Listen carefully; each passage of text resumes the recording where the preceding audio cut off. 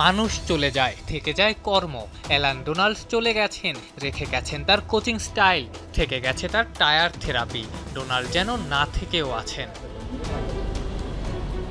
বাংলাদেশে তার বছর দেড়েকের মেয়াদে ডোনাল্ড নিয়মিতই টায়ার ব্যবহার করে মুস্তাফিজুর রহমানদের ইয়র্কার অনুশীলন করাতেন। ভারত সিরিজের আগে টি-20 দলের ক্যাম্পেও একই মেথড অ্যাপ্লাই করলেন pace bowling coach Tareq Aziz. সোমবার মুস্তাফিজুর রহমানদের অনুশীলন ততক্ষণে প্রায় শেষ। হুট করেই হোম আপ ক্রিকেটের সেন্টার উইকেটে তারেক আজিজ একটা কাটা টায়ার নিয়ে হাজির। এরপর সেখানেই প্রায় আধ ঘন্টা ধরে চলল ইয়র্কার ঝালাইয়ের অনুশীলন। টি-20 ক্রিকেটে পেসারদের অনেক বড় অস্ত্র ইয়র্কার, বিশেষ করে স্লগ ওভারে।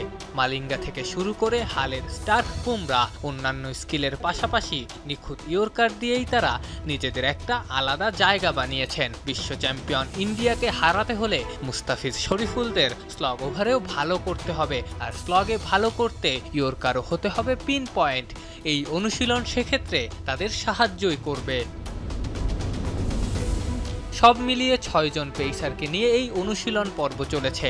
মুস্তাফিজ, সাকিব, শরীফুলের মতো জাতীয় দলের নিয়মিত সদস্যের পাশাপাশি রাজা, মারুফ, রিপনের মতো এইচপি মাতানো পেসাররাও ছিলেন।